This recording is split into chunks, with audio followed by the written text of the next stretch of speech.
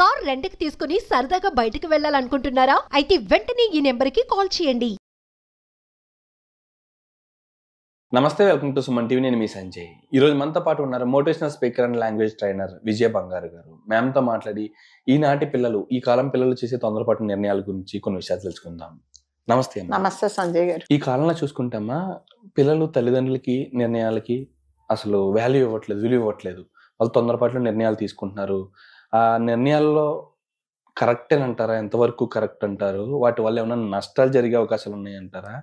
అంతేకాకుండా ఇప్పుడున్న పిల్లలు చూసుకుంటే విదేశీ లైఫ్ స్టైల్కి అలవాటు పడుతున్నారు. అది ఎంతవరకు కరెక్ట్ అంటారు? ఏమన్నా అంటే కాలం మారుతుంది, కాలానికి అనుగుణంగా మేము మారుతున్నాం, లైఫ్ స్టైల్ చేంజ్ అవుతున్నాయి అన్న విధంగా మాట్లాడుతున్నారు. ఏది ఎంతవరకు కరెక్ట్ అంటారు? పిల్లలు చేసేది కరెక్టేనంటారా? అంటే మీరు అన్నట్టుగా తొందరపాటు నిర్ణయాల వల్ల ఆడపిల్లలు, అంటే పిల్లలు ఎవరైనా సరే, మగ పిల్లలు కానీ ఆడపిల్లని, మరి ముఖ్యంగా ఆడపిల్లలు చాలా జీవితాల్లో నష్టపోతున్నారండి. ఇవన్నిటికీ ఏంటంటే విదేశీ పోకడలు. సో విదేశస్తులు ఏం చేస్తున్నారో అదే మనం చేయాలని అనుకుంటున్నారు. కానీ భారతదేశము అనగానే మన దేశం, దేనికి ప్రఖ్యాతి అంటే కట్టుబాట్లకు, ఆచార వ్యవహారాలకు, తర్వాత నియమ నిబంధనలకు, పెద్దలను గౌరవించడానికి, ప్రతి దానికి మన వైపే చూస్తుంది. భారతదేశం అనగానే వీటన్నిటికీ ఇదే నిలయం, భారతదేశమే నిలయము. సో అందుకని భారతీయులు అనగానే ఎవరైనా షేక్ హ్యాండ్ ఇయ్యరు, హలో చెప్పరు, హాయ్ చెప్పరు, చేతులెత్తి నమస్కారం పెడతారు. అది మన సంస్కృతి. ఓకే, ఆ సంస్కృతి మర్చిపోయి, అంటే ఈ మధ్య కాలంలో మరి ఒక 5-6 ఏళ్ల నుంచి యువత, ఓన్లీ యువత మాత్రమే ఏం చేస్తున్నారంటే, అక్కడ వాళ్ళు ఏం చేస్తే ఇక్కడ ఇదే చేస్తాము, ఇదే మన పద్ధతి అంటున్నారు. కానీ విదేశీయులు భారతదేశ సంస్కృతిని కూడా వాళ్ళు కూడా ఆచరిస్తున్నారు. వాళ్ళు మన వైపు ఆకర్షితులవుతున్నారు. మనకులాగా మగవాళ్ళు పంచెలు కట్టుకుంటున్నారు, దేవుళ్ళని పూజ చేస్తున్నారు, దాని తర్వాత భజనలు చేస్తున్నారు, ఆడవాళ్ళకు ఫారినర్స్ కూడా చీరలు కట్టుకుంటున్నారు అనేది ఎవ్వరు చూడట్లేదండి. ఓకే, అంటే మనం ఏదైతే వాళ్ళు చేస్తున్నారో ఇవన్నీ చూడకుండా అదే మన సంస్కృతి అనేసి నమ్మేసి జీవితాలన్నీ నాశనం చేసుకొని, పెద్దవాళ్ళు ఏదన్నా చెబితే ఏమంటున్నారంటే మీ చాదస్త భావాలు, తర్వాత మీరు ఇంకా మారరు, టెక్నాలజీ పెరిగిపోయింది, సో మీకంతా మీకు ఏం చెప్పినా అర్థం కాదు, కాబట్టి మీ మాట మేము వినము అనే ఒక మొండితనం వల్ల జీవితాలను నాశనం చేసుకొని, రేపు అంటే ఏదైనా జరిగినప్పుడు ఏం చేయాలో అర్థం కాక, నేను ఇదివరకు కొన్ని వీడియోస్లో చెప్పినట్టు పిచ్చి వాళ్ళు అయిపోతున్నారు, లేకపోతే సూసైడ్ చేసుకుంటున్నారు. మొన్న నాకు ఒక తెలిసిన సంఘటన నేను మీకు చెప్తాను సంజయ్ గారు. అయితే ఒక అమ్మాయి, ఒక అబ్బాయి పెళ్లి కుదిరిందని. పెళ్లి కుదిరిన తర్వాత జనరల్గా మన సంస్కృతి ఏంటంటే, పెళ్లి తంతు ఎలా ఉంటుందంటే, పెళ్లి కూతురును చేయడము, పెళ్లి కొడుకును చేయడం ఎలా ఉంటుందంటే, పెళ్లి కొడుకు వాళ్ళ ఇంట్లో పెళ్లి కొడుకుని చేస్తారు, పెళ్లి కూతురును వాళ్ళ ఇంట్లో పెళ్లి కూతురుని చేస్తారు, నలుగురు బంధువులు వాళ్ళ తల్లిదండ్రులతో పాటు పసుపు రాసి మంగళ స్నానాలు చేయించి ఒక పద్ధతిగా, అంటే భగవంతుడికి పూజ చేసుకొని అది చేస్తారు. కానీ మొన్న జరిగిన ఒక సంఘటన, అంటే నాకు తెలిసిన ఒక సంఘటన ఏంటంటే, అమ్మాయి అబ్బాయి ఒక్కటే ఇంట్లో నలుగురు చూస్తుండగా అర్ధనగ్నంగా ఒకరి ఒళ్ళో ఒకరు పడుకొని, ఒకరి నోట్లో ఒకరు నోరు పెట్టి, ఎవరైతే ఏమీ చూడకూడదో అంటే అసలు అంటే మనం ఒక వీడియో వైరల్ అయిందండి. ఆ వీడియోకు కొన్ని మిలియన్స్ వ్యూస్ వచ్చాయి, కొన్ని లక్షల షేర్లు చేశారు ఆ వీడియో. ఆ వీడియో ఎంత చండాలంగా ఉందంటే, ఎక్కడున్నాం మనము, ఏం చేస్తున్నారు వీళ్ళు అంటే, ఏదైనా ఒకటి, ఒక రహస్యం అనేది, ఒక దాపరికం అనేది మన గుప్పిట్లో ఉంటేనే అందం అండి. గుప్పిటి తెరిస్తే ఏమీ ఉండదండి. అలాంటిది వాళ్ళు ఏం చేశారంటే, ఏది చేయకూడదో, ఏ దరిద్రాలు ఎవరు చూడకూడదో, ఓన్లీ 4 గోడల మధ్యలో ఏం జరగాలో, అంటే ఇంకా ఏంటంటే పెళ్ళైన తర్వాత శోభనం తప్ప మిగతా అదంతా మంగళ స్నానాల బదులు ఎంగిలి స్నానాలు చేశారు. ఎంగిలి స్నానాలు చేసి దరిద్రంగా వాళ్ళు చేస్తూ ఉంటే, ఆ పెళ్లి కొడుకు అనేవాడు ఈ అమ్మాయిని ఒళ్ళో పడుకోబెట్టి మొత్తం ఒళ్ళంతా వీడు కప్పేసి నోట్లో నోరు పెట్టి దరిద్రంగా చేస్తుంటే చుట్టుపక్కల వాళ్ళందరూ చప్పట్లు కొడుతూ ఎంకరేజ్ చేశారు. కాకపోతే దీని వెనక మీకు ఒక డౌట్, మేడం తల్లిదండ్రులు ఏం అడలేదా అంటారు. తల్లిదండ్రులు అమ్మ ఇది మన పద్ధతి కాదు అంటే, ఇప్పుడు అంతా మారిపోయింది, పద్ధతులు మారిపోయాయి, మీకు ఏమి తెలీదు, మీరు నోరు మూసుకొని ఉండండి అని చెప్పేసి, వాళ్ళు ఇష్టం ఉంటే ఇక్కడ ఉండండి లేకపోతే లేదు అంటే, దీనికి కావాల్సిన డబ్బులు ఖర్చు పెట్టడమే మీ బాధ్యత, కానీ మిగతావన్నీ మీరు ఏమి చెప్పొద్దు, మేము వినమని దరిద్రాలు చేసి ఆ వీడియో వైరల్ చేసుకొని ఇన్స్టాగ్రామ్లో పోస్ట్ చేస్తే కొన్ని వేల, ఇదివరకు చెప్పినట్టు కొన్ని లక్షల వ్యూస్ వచ్చాయి, మిలియన్స్ వ్యూస్ వచ్చాయి, లక్షల షేర్లు చేసుకున్నారు. అంతే కదా, ఫ్రీగా మీరు అన్ని చూపిస్తూ ఉంటే ప్రతి ఒక్కరు చిన్న పెద్ద ముసలి ముతక తేడా లేకుండా ప్రతి ఒక్కరూ ఆ వీడియోని చూశారు. అంటే ఒకసారి నేను ఎందుకో ఎవరో నాకు పంపిస్తే చూస్తే, అంటే పెద్దవాళ్ళు, నాలాంటి పెద్దవాళ్ళు ఈ దరిద్రం చూడలేక దాన్ని మేము డిలీట్ చేశాం. కానీ అంటే ఏమీ తెలియని వాళ్ళు, ఏమి తెలియక కాదండి, ప్రతి ఒక్కరు కదా, ప్రతి ఒక్కరు ఫ్రీగా వచ్చిందని చూసుకొని వాడు చూసింది వాడు సంతోషించి మళ్ళీ ప్రతి పక్క వేరే వాళ్ళకి షేర్ చేశారు. అలాంటి దరిద్రాలు చేశారు. ఓకే, అయిపోయింది. అంటే అమ్మా ఇప్పుడు పిల్లలంతా ఎలా ఉన్నారంటే ఫారిన్ లైఫ్ స్టైల్ అనే కాకుండా కాలానికి అనుగుణంగా మారుతూ వస్తూ ఉన్నారు. వాళ్ళ లైఫ్ స్టైల్ చేంజ్ చేసుకుంటూ వస్తున్నారు. వాళ్ళు ఇప్పుడు అలా కాదమ్మా, ఇది పద్ధతి కాదు, వినట్లేదు. ఒకప్పుడు మేము ఎలా పెళ్లిళ్ళు చేసుకున్నాం, ఎలాంటి సాంప్రదాయాలు పాటించామని చెప్తుంటే మీరు పాతకాలపు మనుషులు, అది వినట్లేదు కదా, పాతకాలపు మనుషులు అంటున్నారు. మీరు పాతకాలపు మనుషులు, మీరు ముసలి వాళ్ళు, మీకు ఏమీ తెలియదు, మీరు ఎదగరు, మీ జీవితాలు ఇంతే, మేము బాగుపడి చూపిస్తామని చూస్తున్నారు. ఓకే, అది అయిపోయిన తర్వాత అదేంతే అంటే ఫోటోషూట్ అంటారట దాన్ని. ఆ ఫోటోషూట్ అయిన తర్వాత ఈ అబ్బాయి అదేంటి ఇన్స్టాగ్రామ్ లో పోస్ట్ చేస్తాడు, ఈ అమ్మాయి కూడా ఈ దరిద్రాన్ని ఇన్స్టాగ్రామ్ లో పోస్ట్ చేసింది. మళ్ళీ చెప్తున్నా కొన్ని మిలియన్స్ వ్యూస్ అయిపోయినాయి. అయిపోయిన తర్వాత పెళ్లి. సో మళ్ళీ ఏంటి, పెళ్లి తంతు కదా, అంతకంటే ముందు మళ్ళీ ఏం చెప్పారంటే ఇంకొక ఫోటోషూట్ చెయ్యాలి. ఫోటోషూట్ చెయ్యాలి అంటే ఈ అమ్మాయిని మాతో పాటు తీసుకెళ్తామని పెళ్లి కొడుకు వాళ్ళు అడిగినప్పుడు లేదు మేము అలా ఎలా పంపిస్తామయ్యా, పెళ్లి కాలేదు ఏం కాలేదు, సో మేము అలా పంపము అని. సరే ఇంకా వాళ్ళు ఒత్తిడి చేస్తున్నారు. ఈ అమ్మాయి అంటుంది నేను వెళ్తాను అన్నప్పుడు, అమ్మ ఒక్కదాన్ని వెళ్ళకని చెప్పేసి మేనత్తను ఈ అమ్మాయితో పాటు పంపించారు. పంపించిన తర్వాత పగలంతా ఫోటో షూట్ అయిపోయింది. రాత్రి ఏం చేశారంటే మేనత్తతో పాటు ఈ అమ్మాయి లోపల రూమ్ లో పడుకుంటే తలుపు కొట్టారు. కొట్టి ఏం బాబు ఇప్పుడు వచ్చావు అని అంటే, లేదు మీ అమ్మాయిని పంపించాలి, ఇప్పుడు అబ్బాయితో పాటు రూమ్ లో ఉంటే, వాళ్ళిద్దరు రూమ్ లో ఉన్నప్పుడు వాళ్ళ కెమిస్ట్రీ దగ్గరగా ఉంటే, చాలా దగ్గరగా ఉన్నప్పుడు నేను ఫోటోషూట్ చెయ్యాలి, అప్పుడు దానికి చాలా వ్యూస్ వస్తాయి, ఇద్దరు చాలా కనెక్ట్ అయిపోతారు, ఈ రాత్రంతా ఈ అబ్బాయి రూమ్ లో ఉండాలి అంటే ఏం చేసిందంటే, అది నాలాంటిది మేనత్త చంప చెల్లు అనిపించింది ఆ ఫోటోగ్రాఫర్ను. ఏం మాట్లాడుతున్నావు నువ్వు, ఎవరితో మాట్లాడుతున్నావు అంటే, పెళ్లి కాకముందే నా కూతురు లాంటి నా మేనకోడలను వాడి రూమ్ లోకి పంపిస్తే రేపొద్దున జరగరాంది జరిగితే ఎవరు బాధ్యత, నేను పంపను అనేసి చెడామడ వాడిని తిట్టేసి ఇంటికి తీసుకెళ్లిపోయిందండి. తీసుకెళ్లిపోయిన తర్వాత ఆ అమ్మాయిని ఇంటికి తీసుకెళ్ళిన తర్వాత ఈ అమ్మాయి ఏం చేసిందంటే, తల్లి తండ్రికి మేనత్తను బంధువర్గాన్ని మొత్తము తిట్టింది. మీరు మారరా, మీ చాదస్తాల చాలా మారిపోయాయి, ఇప్పుడు వాడితో ఉంటాయంటే నాకు అతనితో నేను ఫోటోషూట్ తప్పను చేస్తాను, మీ ఇష్టం ఉంటే వినండి లేకపోతే లేదని సర్దుకొని వాడి దగ్గరికి వెళ్ళిపోయింది. ఓకే, వెళ్ళిపోయిన తర్వాత ఆ రెండు రోజులు చేశారో 3 రోజులు ఫోటోషూట్ అయిన తర్వాత ఇంటికి వచ్చి, ఓకే ఇంటికి వచ్చిన తర్వాత సరే పెళ్లి తంతు.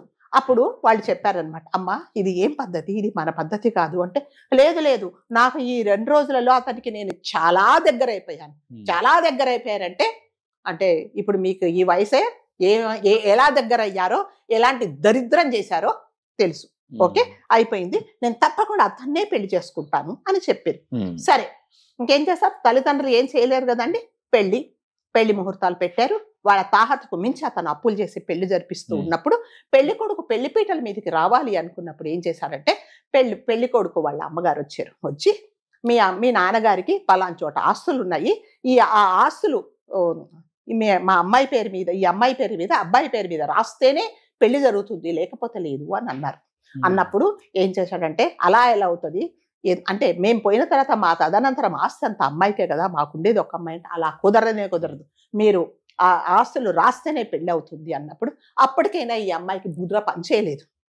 అప్పుడు చెప్పారు, అమ్మ వద్దమ్మా, వీళ్ళు చాలా డబ్బుల మనుషులు ఉన్నారు, వద్దు మనం పెళ్లి చేసుకోవద్దు అంటే, లేదు నేను అతన్నే పెళ్లి చేసుకుంటా, లేకపోతే నేను సూసైడ్ చేసుకుంటానని తల్లిదండ్రులను బ్లాక్మెయిల్ చేస్తే, తల్లి అనింది పోనే పోయింది, ఎప్పుడైనా మనం ఆస్తులు ఇవ్వాల్సిందే కదా అనేసి అంటే ఈ అమ్మాయి పేరు మీద పత్రాలు రాసిన తర్వాత పెళ్లి జరిగిందండి. జరిగిన తర్వాత సంజయ్ గారు ఏమైందంటే, పెళ్లి జరిగిన తర్వాత ఏమవుతుంది, కాపురానికి పంపిస్తారు కదా, కాపురానికి నేను తీసుకెళ్ళాను, హనీమూన్ తీసుకెళ్ళాను అన్నాడు. ఎందుకంటే మీరు ఓన్లీ పత్రాలే రాశారు, రిజిస్టర్ చేయించలేదు ఈ అమ్మాయి పేరు మీద అని. రిజిస్టర్ అయిన తర్వాత ఆ అమ్మాయిని హనీమూన్కి తీసుకెళ్లారు. అన్ని కార్యక్రమాలు అయినాయి. 3 నెలలు బాగా చక్కగా చూసుకున్నాడు. అయిన తర్వాత 4వ నెలలో ఏం చెప్పాడంటే, మీ నాన్నకు ఇంకొక పలాన్ చోట ఆస్తుంది, అది కూడా మా పేరు మీద రాయమని, మా చెల్లి పెళ్లి చెయ్యాలంటే, అదేంటి మీ చెల్లి పెళ్లి చేయడానికి మా నాన్న ఎందుకు ఆస్తులు అమ్మాలంటే, అది అంతే, వెళ్ళి తీసుకురా అని చెప్పారు. అప్పటికే అంటే 3 నెలలు కలిసి కాపురం చేసింది కదండి, పిచ్చి ఉంది కదా, ఆ మదం దిగిపోయింది ఈ అమ్మాయికి కదా. దిగిపోయి వీడేంటో తెలిసిపోయి నేను తీసుకురాను అని చెప్పింది. తీసుకురాను అన్నప్పుడు, లేదు నువ్వు తీసుకొస్తేనే ఇక్కడ ఉండాలి, లేకపోతే లేదు అంటే, నేను వెళ్ళనని మొండికేసినప్పుడు భయంకరంగా కొట్టేసి ఆ అమ్మాయిని బయటికి తోసేశాడు. ఓకే, తోసిన తర్వాత ఈ అమ్మాయి తల్లిదండ్రుల దగ్గరికి వెళ్ళిన తర్వాత అప్పుడు చెప్పారు, అమ్మ ఆ రోజే చెప్పాము, నీకు వీడు డబ్బు మనిషి అమ్మా, నువ్వు వినలేదు నువ్వు మాట అని అంటే, మరి నన్ను ఏం చేయమంటారు ఇప్పుడు అని అంటే, నీ ఇష్టం, నువ్వు ఆలోచించుకో, మాకు సంబంధం లేదు, నీకు ఆ రోజే చెప్పాము వెళ్ళొద్దు అని చెప్పావు, పెళ్లి చేసుకోవద్దన్నావు, నువ్వు చేసుకున్నావు, నిన్ను మేము క్షమించము, నువ్వు వెళ్ళిపో అని చెప్పారు. ఆ అమ్మాయి అసలు నేను వెళ్ళను, వాళ్ళు నన్ను కొట్టేస్తున్నాడని చెప్పిన తర్వాత ఒకసారి వెళ్తే వాడు మళ్ళీ తోసేసి నువ్వు వెళ్ళిపోవాల్సిందే, నువ్వు డబ్బులు తీసుకొస్తేనే ఇక్కడికి రావాలని చెప్పాడు. చెప్పిన తర్వాత ఇంకా అమ్మాయికి తెలిసిపోయింది వీళ్ళు డబ్బుల మనుషులు అని చెప్పేసి. అంటే అంతకంటే ముందు జరగాల్సిన ఏమి జరిగిపోయినాయి కదండి. అప్పుడు ఈ అమ్మాయి ఏం చేసి తండ్రి కాళ్ళ మీద పడి, నన్ను క్షమించండి, నేను తప్పు చేశాను, నేను అక్కడ కలిసి ఉండలేను అని చెప్పింది. అంటే ఎలా కొట్టాడంటే, కొన ఊపిరితో వచ్చింది తండ్రి ఇంటికి, భయంకరంగా ఒళ్ళంతా రక్తం కారుతూ ఇంటికి వచ్చింది అనమాట. ఎటువంటి దాక్షిణ్యం లేకుండా అమ్మాయిని హింసించి పంపించిన తర్వాత ఈ అమ్మాయి ఏం చేసిందంటే, కాళ్ళ మీద పడి వేడుకుంది, నాన్న నా తప్పైంది అని చెప్పింది, నన్ను క్షమించండి అని. అంటే తల్లిదండ్రులు పిల్లలంతా కఠినాత్మలు కారు సంజయ్ గారు. ఆయన ఏం చేశాడంటే, ఈ అమ్మాయి ఇంత నష్టం చేసినా ఏం చేశాడంటే, సరే అమ్మ అని చెప్పేసి దగ్గర తీసుకున్నాడు. తీసుకున్న తర్వాత ఏమైందంటే, నేను ఉండను, విడాకులు తీసుకుంటాను. ఆయన ఏమన్నాడు, కొన్ని రోజులు ఉండు, తగ్గిపోయిన తర్వాత వెళ్దు గాని అంటే, నేను విడాకులు తీసుకుంటాను, నేను ఉండను అంటే అతను క్షమించలేదండి. విడాకులు తీసుకుంటే తీసుకో, మాకు సంబంధం లేదు, కానీ నువ్వు మాత్రం ఇక్కడ ఉండడానికి వీలు లేదు అని చెప్పాడు. చెప్తే మరి నన్ను ఎవరు ఆదరిస్తారంటే, నువ్వు నీ తొందరపాటు నిర్ణయం వల్లే కదా ఈ రోజు ఈ పరిస్థితికి వచ్చావు, సో నేను క్షమించనని ఆయన చెప్పాడండి. చెప్పినా కూడా ఈ అమ్మాయి పరిస్థితి అదే. అక్కడికి వెళ్తే తల్లులు, ఇక్కడికి వస్తే ఈయన డబ్బులు ఇయ్యనని చెప్తాడు, ₹1 ఇయ్యనని చెప్పాడు. చెప్పిన తర్వాత మరి నాన్న నా పరిస్థితి ఏంటి, విడాకులు తీసుకొని నేను ఇక్కడ ఉండిపోతాను అంటే, అంజయ్ గారు వాళ్ళ నాన్నగారు ఫోన్ తీసి చూపించాడు, ఇదిగో నువ్వు చేసిన దరిద్రం ఏంటో, అంటే ఫోటోషూట్ పేరుతో మీరు ఏం దరిద్రాలు చేశారో ఇవి కొన్ని వేల మంది, కొన్ని లక్షల మంది చూశారు. ఇది చూసిన తర్వాత నువ్వు సొసైటీలో ఎలా బతుకుతావు, సో ఈ బతికే బదులు అతను భర్త పెట్టే టార్చరే నీకు మంచిది, వెళ్ళిపో అని చెప్పాడు. అంటే నలుగురు 4 రకాల మాట్లాడతారు. నువ్వు రోడ్డు మీదకి వెళ్తే ప్రతి ఒక్కరూ దాన్ని వీడియోలు చూస్తున్నారు అనమాట. నువ్వే కదా అని అడుగుతారు. ఆ టార్చర్ కంటే నీకు ఇదే టార్చర్, వెళ్ళిపో అని చెప్పాడు. వెళ్ళిపోమని చెప్తే, నానా నాకు ఇంకా గతి లేదు, నేను అక్కడ పోతే నేను ఉండలేను అంటే, తండ్రి కదండి మళ్ళీ అక్కును చేర్చుకొని విడాకులు వచ్చేదాకా కోర్టు చుట్టూ తిరిగి విడాకులు తీసుకున్నారు. తీసుకున్న తర్వాత ఏమైందంటే, మరి ఇప్పుడు అమ్మాయికి జీవనోపాధి ఎట్లాగా, మరి బతకాలి కదా. సరేని ఉద్యోగానికి పోతే ప్రతి ఒక్కరు బయటికి వెళ్తే చాలు, ప్రతి ఒక్కడు నీకు ఇప్పుడు మొగుళ్ళు లేడు కదా, ఎంతకొస్తావు, రాత్రికి ఎంత తీసుకుంటావు, 4 ఉన్నాము 5 మంది ఉన్నామని అసహ్యంగా ప్రాణం పోయేలాగా ఆమెతో మాట్లాడారు. మాట్లాడినప్పుడు ఆ అమ్మాయి ఏం చేయాలో అర్థం కాక 1 చోట 2 చోట్ల ఎన్నో వదిలేసినా కూడా ఆ అమ్మాయికి ఆ టార్చర్ తప్పలేదండి. దాని తర్వాత ఏమైందంటే, సంజయ్ గారు లాస్ట్కి ఏమైందంటే, ఆ అమ్మాయి పిచ్చిది అయిపోయింది. ఇప్పుడు ఎక్కడుందంటే పిచ్చి ఆసుపత్రిలో ఉంది. వీటన్నిటికీ ఎవరండి కారణం, మీ తొందరపాటే కదా. ఆ రోజు ఎప్పుడైతే వాళ్ళు డబ్బులు అడిగారో పెళ్లి మండపం మీద వద్దు అన్నప్పుడు నీకు ఈ రోజు ఇది ఉండేది కాదు. పెద్దవాళ్ళు ఏదన్నా చెప్తే తొందరపాటు నిర్ణయాలు తీసుకుంటారు, మీ జీవితాలు మీరు నాశనం చేసుకుంటారు. అంటే ఒక ఫ్యామిలీ అంటే సంజయ్ అంటే సంజయ్ కాదు, మీ చుట్టూ అన్నలు, తమ్ముళ్ళు, మీ నాన్న, మీ అమ్మగారు, మీ బంధువర్గాలు అందరూ ఉంటారండి. మీరు ఒక్కరు పైనుంచి కింద ఊడిపడలేదు. సో మీరు ఏదైనా నిర్ణయాలు తీసుకున్నప్పుడు వీళ్ళందరూ ఎఫెక్ట్ అవుతారు అనేది తప్పకుండా ఆడపిల్లలు ఆలోచించుకోవాలండి. ఇవాళ అమ్మాయి జీవితం నాశనం కావడానికి 99.9% ఎవరంటే ఆ అమ్మాయే కారణం. సో నేను అందరికీ చెప్పేది ఏంటంటే దయచేసి అంటే మొండితనం వల్ల మీ జీవితాలను నాశనం చేసుకుంటే లాస్ట్కి ఏమవుతుందంటే పిచ్చి వాళ్ళు అయిపోతారు అనమాట. ఎవడు చూసినా ఇంతకొస్తావా అంతకొస్తావా, నీకు మొగుళ్ళు లేడు కదా, ఎలా ఉంటావు, ఈ రాత్రికి నిద్ర పట్టదా, నేను వస్తాను అన్నప్పుడు ఇంకెందుకంటే అమ్మాయి బతికి. ఇవన్నీ మీ నిర్ణయాలే కదా. కాబట్టి నేను ప్రతి ఒక్కరికి చెప్తున్నాను, అమ్మాయిలు దయచేసి తల్లిదండ్రులు ఎందుకు చెప్తున్నారో ఒకసారి ఆలోచించుకోండి, లేకపోతే మాత్రం జీవితాలు ఇలాగే అయిపోతాయండి. ఇది అందరూ ప్రతి ఒక్కరు ఒక గుణపాఠం లాగా చూసుకోవాలి. అవునమ్మా, తప్పకుండా. ప్రతి ఒక్కరు కూడా, పిల్లలు కూడా తల్లిదండ్రులు చెప్పేదాన్ని చేదస్తంలా చూడకుండా ఒక్కసారి వాళ్ళు చెప్పేది నిజమేనా అబద్ధమా, అసలు అది వాస్తవం అనేది తెలుసుకోండి. తల్లిదండ్రులు చెప్పేది ప్రతి మాట కూడా మన మంచి కోసమే చెప్తారు. ఒకటేంటంటే మీకు తెలియదు, మీరేమీ మాట్లాడద్దు, మేము చెప్తా, మా ఇష్టమంతుడు మేము చేస్తాం అన్నందుకే కదా ఇవాళ నీ జీవితం నాశనం అయిపోయింది.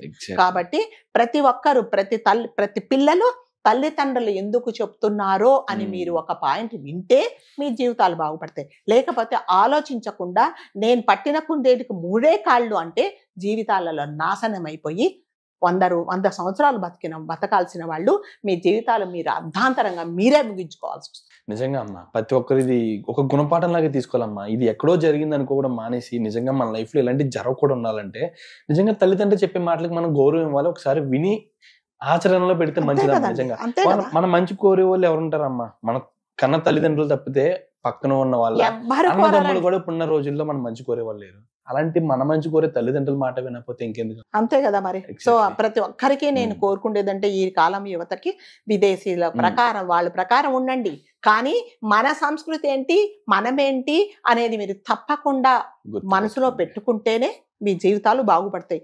లేకపోతే ఎటు పోతారో, గాలిపటాలు ఎటు ఎగిరిపోతాయో తెలియనట్టు వెళ్ళిపోతారు. అంతే. థ్యాంక్ యూ అమ్మా. Thank you so much.